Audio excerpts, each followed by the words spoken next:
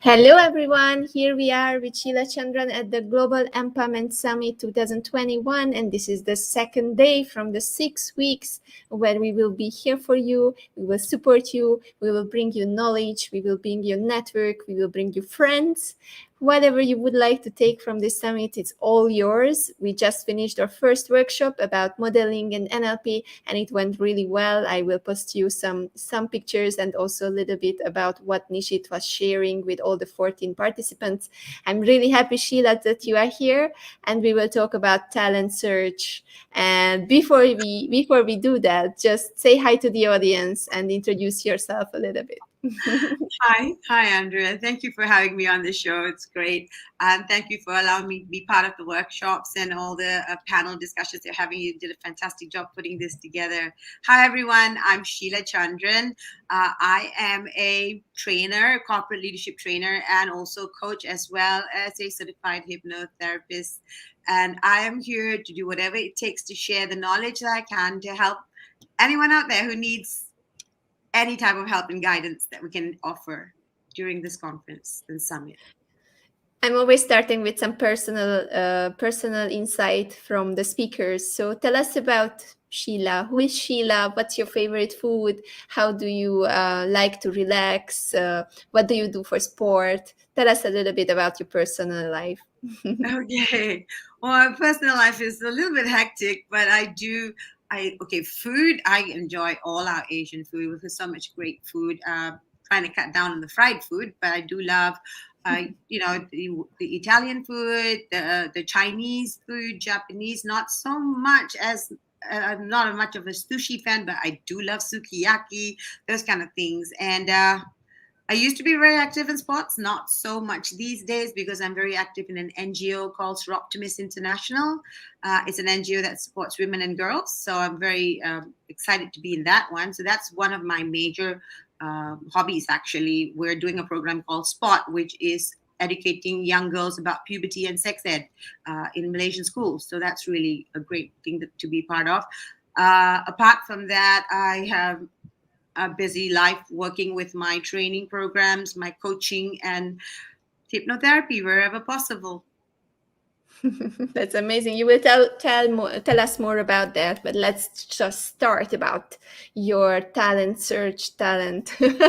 How you find talents in the Starfire talent development company. So tell me a little bit about Starfire. How was it starting? What's the story behind? How was it inspired? By what? By whom? Tell us the beginning of the story. Okay, so the company that I have is called Starfire Talent Development. And the interesting part of this whole journey starts from my career. So if I I want to share a little bit about my pathway or my journey there. So when I was growing up, it was really a tough life. We were pretty poor, a very difficult lifestyle. But the one thing that we always wanted to make sure was, my mom always made sure that whatever we do, we need to give back to society. We need to make sure that we're empowering the people around us. So I wanted to study physiotherapy way back, and I couldn't do that because we didn't have that opportunity. So I ended up doing a secretarial course because that's what we could afford. And then I worked in many companies, right? I worked in PR, I worked in the legal companies, trading companies, and then I landed in a company that set me up for life because it was one of the best places to learn, and it's called General Electric. So it's GE, and I joined GE Aviation way back in 1989. And as a company, GE is one of the best companies that has a attitude of learning and teaching. So it's a very nice way of learning and developing oneself as you go through the career. And I had fantastic mentors. So while I was working in GE and I had a passion for aviation. I didn't have an engineering background or aviation background. So one of my mentors, who is Jack Arnold, he saw that I had such a passion for it that he told me that you're being wasted doing secretarial work. You need to think bigger.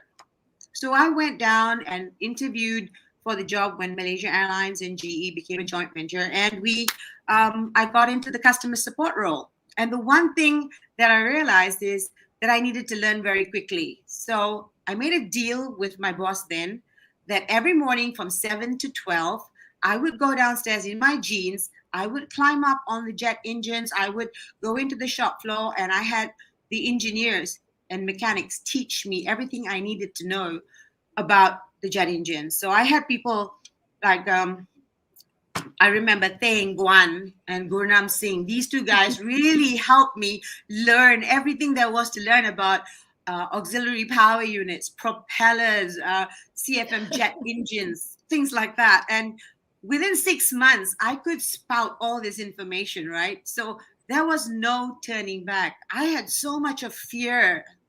Andre, you won't believe the amount of fear and apprehension I had to take on that job.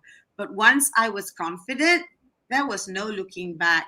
And from there on, with Jack as my mentor, 2 years down the road as a customer support manager, Jack says, "Oh, Sheila, I'm leaving for the US. I put your name up for compliance manager. So by the way, you now need to understand Malaysian and US law."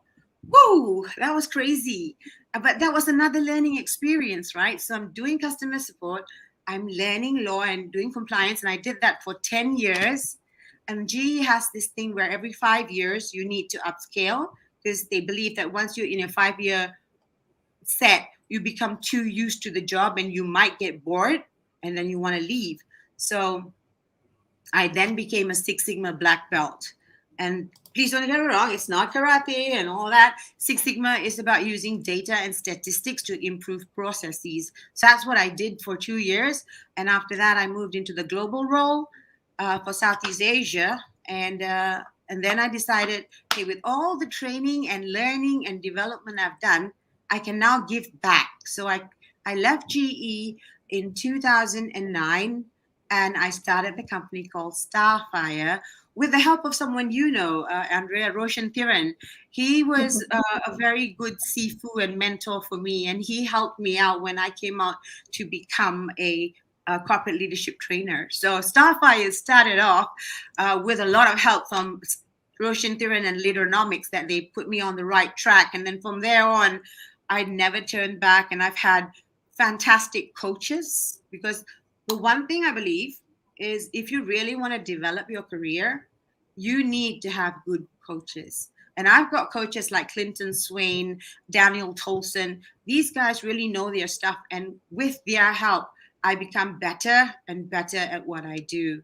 And of course, you go and do all the other training and certification. So Starfire's job is to, number one, acknowledge people's strength.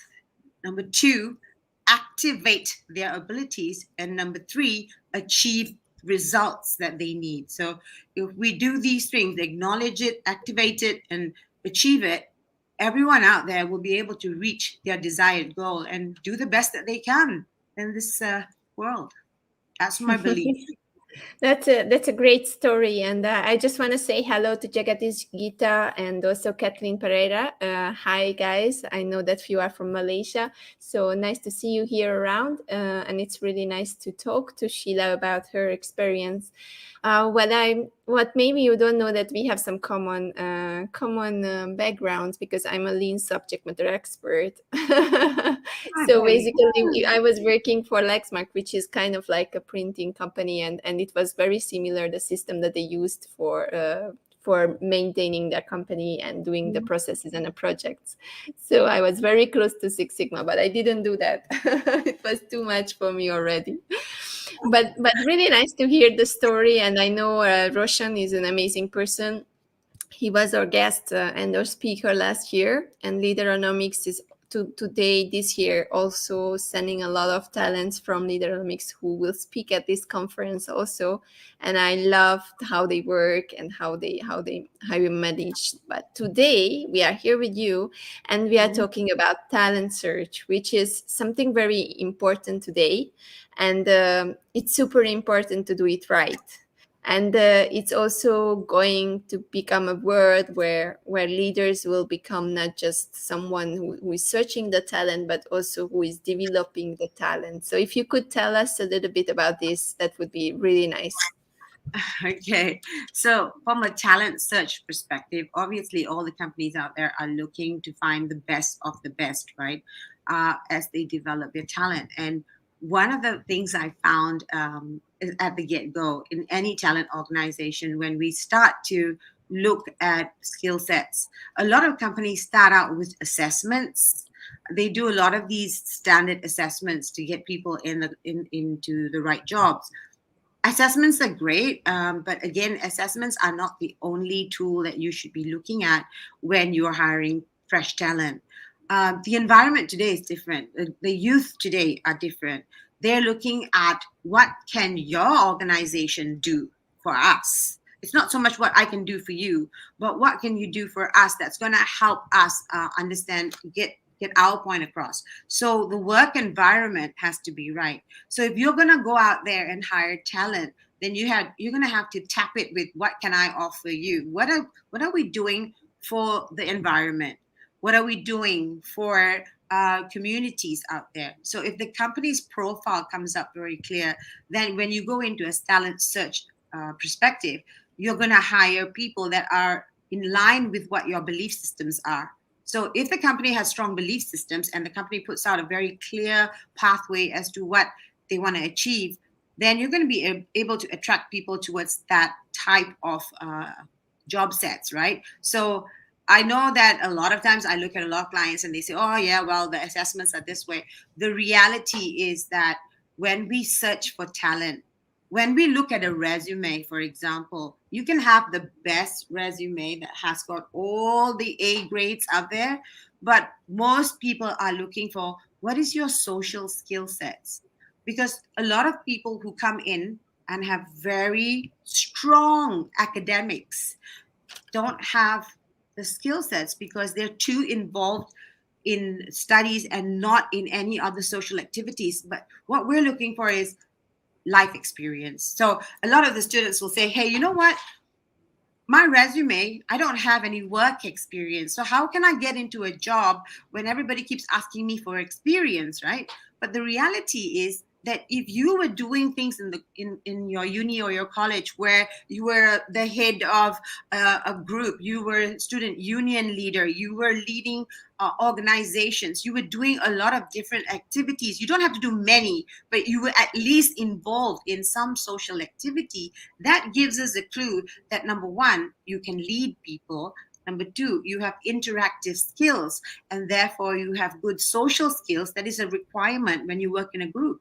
Because if you're very strong academically, but you're not strong in the other areas, then you're better working in a silo. You most likely can do a job as an individual in a silo, but when we put you in a team environment, we're going to have a massive challenge because then we can't seem to get it to gel well. And then there's a lot of conflict that happens, and that's where organizations suffer. So talent search, when you talk about searching for the right talent, you need to look at all the different aspects before you can actually say, hey, that's the right candidate. So it's assessments, yes. But I mean, I've seen some very creative interviews, right? Where they come in and they have to produce a product. You got to come up with an idea to market. You got to present it to a bank. So we're sitting on this side. We're pretending to be the bank, and you come in here and you're going to ask us for a loan, and we're going to thrash you, and then see how you handle that. Now, if an applicant can handle these kind of things, then you know what? You're going to be able to deal with us. You're going to be able to deal with our people, because life is not as easy as it would seem outside. There's a lot of things that you need to take into place to work in a group environment. So yeah. So how Talent do search. you? This is a very important point. I would love to talk about it a little bit more. Like, how do you know, as someone who is in HR and who is assessing people, or just accepting a candidate? How do you know that they will be good socially?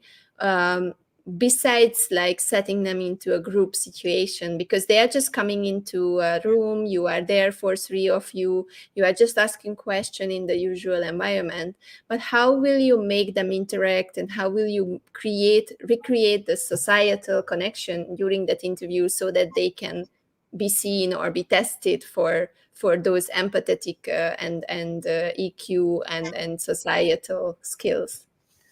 Well, there's a few different approaches here. So first of all, even pre-interview, right?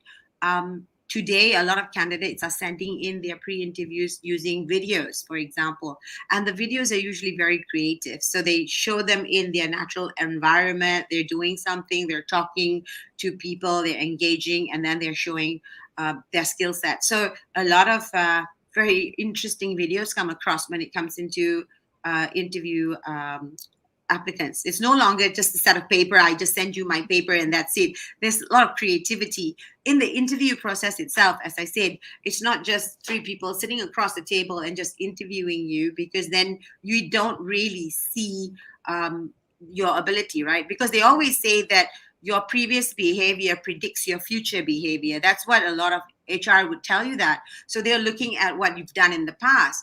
But that's not the only thing we should be looking at, right? We also need to see how you interact. So even prior to entering the interview itself, when you're sitting outside there, you're usually sitting with a group of people, and we usually have our HR folks out there interacting and observing. So they're not just watching for fun, they're taking notes to see whether this person comes up and actually says something to someone, or hi, talks around, or do they just come in the interview and they sit down in the chair and they just, like, with their little pad, focusing and rehearsing and not worrying about the people around you, right? So that's being observed as well, before and after the interview session. And like I said, it's also how they interact when we do activities, because we do drive activities. I'll tell you one interview I was sitting in. They were asked, okay, so if you had to describe yourself as a animal, what animal would you pick? And then you'd see them sitting there for a minute trying to figure out that they needed to answer that it's a trick question, so I need to really think about it. And they'll go, I'll be a tiger and I'll be a lion. But in reality, some of them come out and say, well, I'm actually an ant.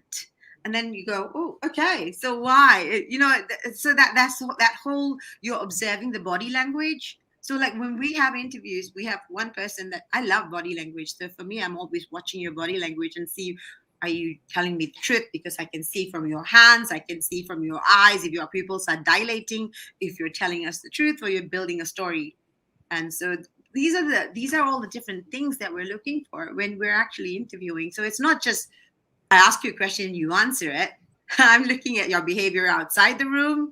I'm looking at your body language inside the room, and I'm looking at how you mingle with people around you. And these are people that you may be potentially working with. Do you acknowledge them or not? So all these things come into play. Very good points. If someone is looking for a job out there in the audience, then these are very good points. So be aware how you behave before, like be yourself, but still, make something, make yourself active, mingle around, because you never know when people are watching you. And then do the same during the interview and even after the interview. There are so many points. What are the things, the do's and the don'ts? Like if you have to do a list, what are those don'ts that you never do when you go for an interview, that will always end up like something very bad, or with a rejection? Never lie. Never lie, because we can tell. Like I said, your body language gives away a lot of things. So if you are telling a lie, your brain, you can consciously tell the lie, but your body, your subconscious, and I'm pretty sure that you have learned that in the NLP class today, your subconscious can never lie. So you will do something that we will be able to see as a trigger. So don't ever lie. Number two, when you are sharing your experiences, share the experiences in which you feel that you've worked in a group environment where you've actually contributed to some sort of development in your groups, right? It's not just about how you did as an individual, because every time you come in, we want to see how you did as a whole. So always don't talk just about what you did and only what you did, but how you and other people work together to achieve something, because that shows us that you have the spirit of teamwork. When people can naturally be introverted, they can be shy, yes, and that doesn't mean that you don't talk to other people. So don't be a wallflower when you come into a meeting. Make sure you smile, dress smartly, right? Don't come in with slippers. I've seen people come into interview dressed nicely, and then you look at their feet and they are in a slipper. That just shows disrespect at that time. So unless the job is one of those, like today's environment, there's a lot of companies that are casual, and they say, okay, you can come casual. But at the end of the day, it's always about respect. You understand the company, and always, always research the company before you come in for an interview.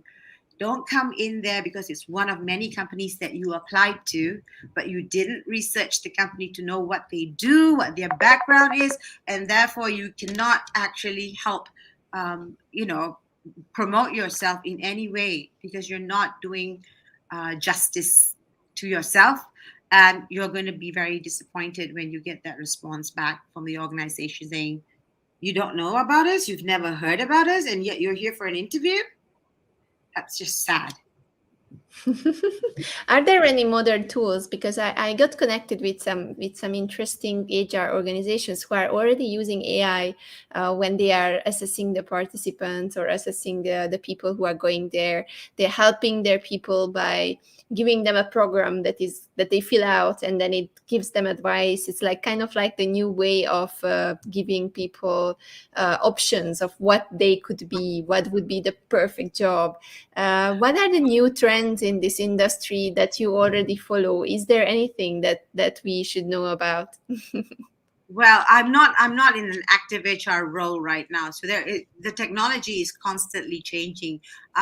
What we used to do is we used to advise people to go in and do psychometric tools. So there's a lot of psychometric tools out there. So study yourself. Whether it's MBTI, DISC, whatever tools are out there in the 16 personalities. Those are free tools that you can utilize to go in and do those assessments, to analyze what are my areas that I'm strong in, what are my areas that I'm not so strong in, so that when you are talking during the interview, you know which strengths to use, you know what kind of jobs best suit you. Because if you can show that in an interview, and then people know that you know your strengths and your weaknesses, that you are aware. And if you are aware, then you're open to learning. And if you're open to learning, then you can go into any job in the organization and absorb. So always show that you're willing and open to learning. Tools, there are so many. Like I said, psychometric tools help you design or understand yourself and what's best for you. Of course, assessment tools that they recommend you to go in, like career search, to see what kind of best career types suit you, because the careers are no longer the standard careers out there. It's not just the standard lawyers, doctors, accountants anymore. There's just so many new types of jobs that have been opening up, and especially now with the AI world taking off, it's just, I can't even figure out some of those job titles anymore, because I have no clue what they, link to. So active HR people can tell you that even they get lost in a multitude of titles. So tell us a little bit more about your company, and what are you focusing on, and what are the people that you're searching for, so that the audience can know. Well, my company, actually, I do a lot of corporate training. So the people that I work with are organizations that want to highlight the strength of their staff, right? So when I look at organizations, recently we had a company that wanted to raise the awareness of sexual harassment in organizations, and I was surprised to see that they are forefront leaders wanting to do this, because that is one of those areas that hasn't been touched very much in companies. Like MNCs do it, but SMEs don't do it so much, and GLCs don't touch it as much. So to raise those kind of awareness is great. So Starfire, what we do is we look at the needs of an organization, we look at those companies out there, and then we go out and we do what we can to, I would say, design the training for them to suit the needs of all their staff, to enhance and grow their staff. So it's like I said, they know what they can do, but they don't know how much more they can go. Most people set their own boundaries. They're stuck within a boundary. They believe that this is what I can do. We need to break that belief system and take them further, because every one of us has more than we can, even think that it's possible for us. And if you have the guts and if you have the desire to improve, then that's what we're going to do. We're going to take you to the next level. That's the job of Starfire Talent Development. It's not going out there and searching for talent to be the best dancer or best singer. That's not what we do. We take you to the next level in your career. We want to make sure that you're going to get the results you want. You're going to get the best quality of life that you desire, and still find time to say, hey, I love what I do. If you can go home and say every day, I love what I do, I love it with a passion, then you're in the right job. If you come back every day and say, oh my God, I can't take this anymore, this is driving me nuts, then you know what? You either need to change your mindset, or you need to find yourself something else that's going to be passionate. It doesn't mean that you have to leave the company, but you need to find something else that's going to give you the challenge that you need, that passion that you have to keep the fire burning, so that you can go every day and still say, I can do it. So proactive minds are going to get you there. People need to realize that in our organizations, we want to make sure that we don't have, it's an interesting thing that I've learned and I've used quite a lot. 3 types of people: the vampires who suck your blood, who are always complaining about everything in the world. You do know about vampires and how they just drive you nuts. And then you've got the zombies who are just happy to do whatever they need to do every day, in and out. They'll do whatever you tell them to do and nothing more. But what we want to do is build spark plugs. We want people to have the desire to run and do the things they need to do to get out of their comfort zone, so that if you have spark plugs, you're going to make sure that that company is going to grow and they're going to own their job rather than rent it. So this is what we want to do. This is how we want the future to look like. If everybody can own their jobs and everybody can own their talent, then guess what? We're going to go fast, and Malaysia is going to take off, but everybody else around the world has to be having that same mindset. And then as a world, we have spark plugs. We're going to change the world. That's what we want to do. I love your enthusiasm, and I love how you love your job and how you like your passion. And this was really descriptive, and I believe the audience got a lot of value from you sharing how they show up at an interview, how you find something that you love to do and you just do that, and you don't stick with something that you don't like. And also you shared about the importance of proactive mindset. And I just want to say to the audience that we will have a live workshop with you. So this weekend, Sheila will come back to us and she will have a workshop with us about proactive mindset. Please make sure that you are there and you are part of this conversation. Sheila, it's an amazing thing to have you here, and I just would love to just vibrate this energy to the audience out there, because you have such a big energy and you are so believing in every single step of this road and process, how people can use their talents. Let me ask the audience. I see here some people: Nirmala, Jenny, Kathleen, Geeta, Jagatis. If you have some questions, please put it in the comments and we will answer those questions. And it can be anything about Sheila, around her work, and anything about Malaysia. So please do that. Hi, William. If you have some questions, then please drop it in the comments and we will still answer them. Jagatis has one. So Sheila, I notice many candidates are not being offered the job related to their qualification. What's your comment? Okay, that's an interesting one, right? Because a lot of times, like I said before, you can have the right qualification sets, you can have the best results. Again, an interview is not just about qualifications. An interview is looking at your personality, your behavior. So, like I said, past behavior predicates future behavior. That's something that they're looking at from experiences. Remember that they also do background checks on the candidates nowadays, so we always make sure we do background checks. And your referees, we always people actually do share the truth about the individual. So yes, qualifications are important to get you through the door, but it's your attitude, your behavior, your ability to interact, your passion. All these are the things that come across that really clinch the job for you. So doesn't mean just because you studied biomedical science that means you have to become a biomedical person. It can, you can use that talent in anything that you desire, whether it's marketing, whether it's business, it doesn't matter. It's the qualification just gets you a certain set of knowledge, your passion, your ability, your communication skills. Those are the things that are going to set you apart from the other candidate. So remember, that's important. Having the social skills, having good communication skills, having the desire to want to learn and not just say, oh, well, I'm trained for this job, I can't do that. Because use me as an example. I went in as one person, as a secretary. I started from there, and I ended up my career as a Southeast Asia global process improvement leader. Never in my wildest dreams would I have thought that, but it's about passion, it's about wanting, it's about continuously improving yourself to get to where you want to. So yay for qualifications, but bigger yay for passion and And desire. in the meantime, you were learning about the spare parts of airplanes. Ask me about jet engines, I'll tell you. That's amazing. It's an amazing story of your life, and I think it's a beautiful journey. Jagatis is saying my nephew did his aero engineering, now working in a company as a planner. I'm so upset for him.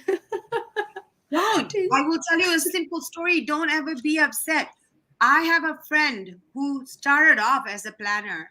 He worked his way into customer support. He went up the corporate ladder and became a production manager. He then was selected to go and become a mentee of one of the directors, and he was sent to Wales and US, and he came back and he ended up becoming the managing director of the plant. So don't ever say, oh, he's only doing a planner's job. I'm telling you that if he has a passion for the job and he shows his skills, he will get recognized and move up that ladder. So you have to start somewhere, you know. And this is something that I wanted to ask you because you are from Talent. We already like over the 30 minutes, but this is something that I have to ask you. So there is a little bit of problem with generations. You know, we are talking this year about the young and the wise being both together. And I was talking to people, and if I'm talking to a wise person, when they go to an interview, they are said they are too experienced. When we are talking to a young person, then they are said they are not having enough experience. So what's happening here then? Who are they employing? Who is working then? That's the dilemma, isn't it? So the young say, hey, if I don't have the experience, everybody wants people with experience, but if I don't have the experience, how am I ever going to get the experience if you don't let me through the door? So this is where you have to step up and step out of your comfort zone. So if you come prepared, for example, and sure, I'll give you a simple example. It was a company that was doing ice cream, right? And so they were hiring people to come in to do product testing. So people, just imagine you want to come and test the ice cream and test the flavors. Well, this candidate, what he did was he created his own product flavor, ice cream flavor. He created it, he packaged it a little bit, and he brought it to the interview, and he gave it to everybody at the, he packaged it in such a way that it stayed in the ice, and he gave it to everybody in that meeting. And they were like so taken aback because they had invited you to an interview to become a product tester, and you came in bringing a product and getting us to test it. So they opened the door to him immediately because he showed them, and he showed what you call the passion for it, but also the fact that he took the initiative, took that extra initiative to do something different. And you can do it. Just think outside the box. Just stop thinking traditional interview and go out and do creative interviews, because doing that is what it's about today, especially for the younger ones. The older generation who says I have a lot of experience, the problem today is that a lot of people are out of jobs. And so now when you go back into the work environment, you're willing to take any job. And sometimes people are going to say you're overqualified, but it's up to you, right? You have to say, look, I may be overqualified for this job, but I believe I have the desire to learn. I really want to make it work. And I have a real clear reason. State those reasons. State what those reasons are that you truly want this job and how you're going to make a difference in that job. And if you can do that, then at least the organizations are going to look at you and say, okay, well, I see a clear picture now. Let's give you a chance. And that's what you need to do. So because, yes, this generation thing, that's the challenge. The younger generation need to get innovative.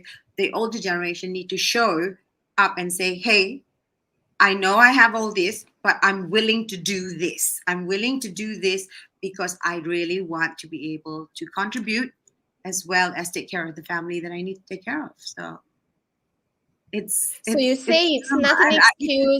It's ongoing dilemma. It's not something new.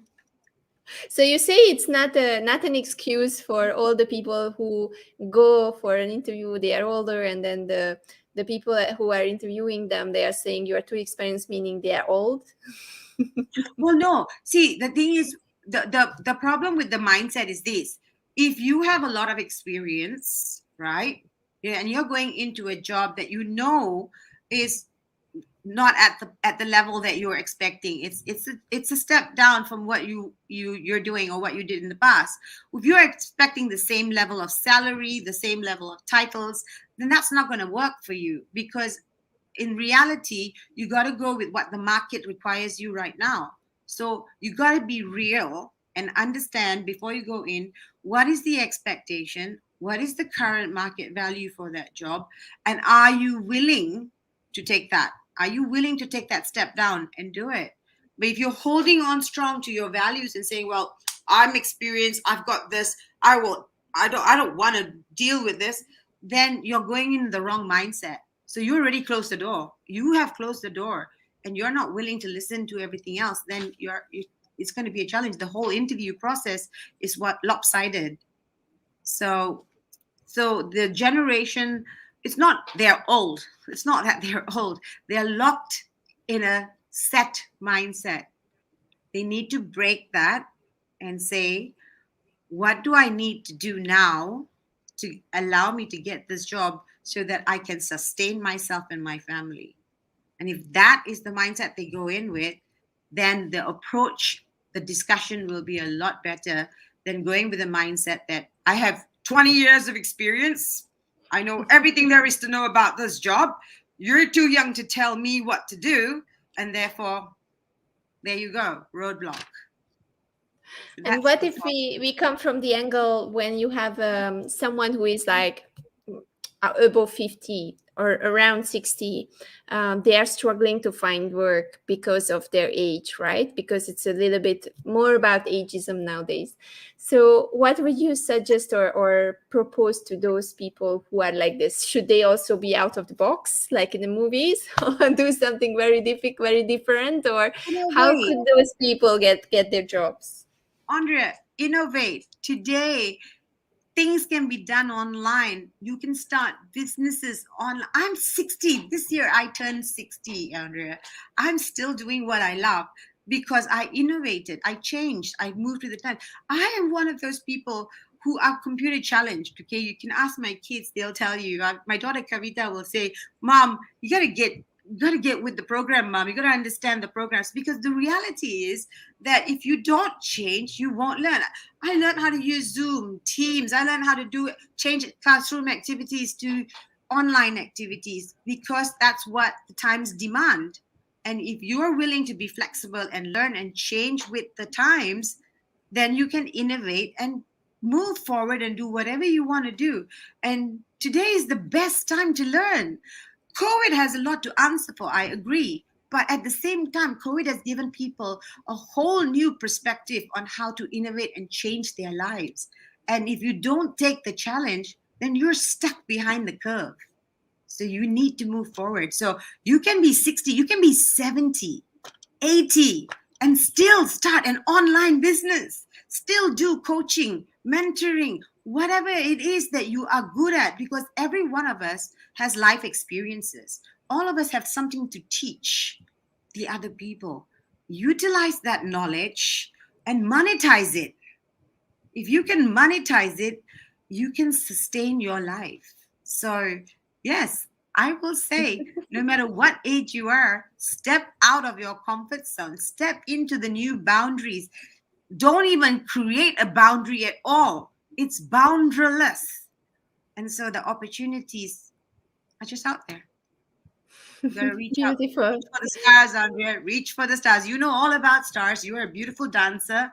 So you know how it is to reach for the stars, right? Beautiful, beautiful message here. So we have one more question and then I have to close down the interview. So this is from Jenny, and she's asking that she's liking to be creative during interview. But about the CV, the resume, should it be also creative or it should be the 80s format? Okay, so the resume is basically giving standard information, right?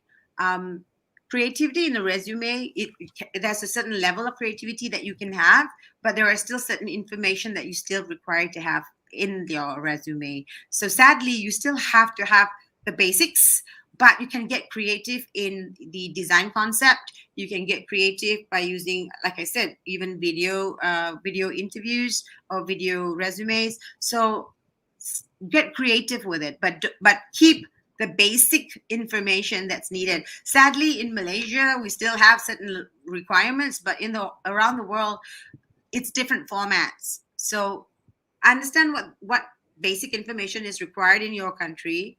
Create your interview, your resume based on that, but be creative. Don't just don't be overly creative, because you can shock the person. I always say that sometimes I say, if you're going to go and create a resume, don't put a photograph. And they go, why? Why wouldn't you put a photograph? And I'd say, you know what? The person who's going to interview is not the person who's looking at your resume. The person who receives your resume could be a secretary, could be somebody, a clerk. And if they had a bad day and they had a fight with their spouse, and their spouse wears glasses, for example, then the moment they see a resume with a glass, it's going to trigger that moment where they had the fight with the spouse. Glasses, they dump you in the dustbin. So sometimes it's people are driven by emotion, right? So yeah, sometimes I say, if you're going to go in for an interview, unless they specifically ask for a photo, don't put a photo, because you never know what it's going to trigger for somebody else. So yeah. That's a very, very good trick. It's like a +1 tip at the end. Thank you very much for that, Sheila. I really love this interview. And if the people would like to connect with you, then they can find you on LinkedIn. There is everything about you, and there is everything about Starfire. So please search for Sheila, and please join her at her workshop this weekend about proactive mindset. We will be waiting for you. If you have a free ticket, the only thing that you have to do is just to go to the calendar, click on the day, and you will find Sheila in the room teaching you and helping you and supporting you about proactive mindset. Thank you, Jagatis. Thank you, Jenny. Thank you, Sin. Thank you, Nirmala. Thank you, Kathleen, for everyone who was here today. And I will go rest a little bit before tomorrow. But I'm really, really happy to have you here, Sheila. Have an amazing evening with your family. And see you at another time soon on the weekend at your workshop. Thank you so much, Andrea, for this opportunity. Thank you, everyone. Have a great evening. Bye. Bye, guys.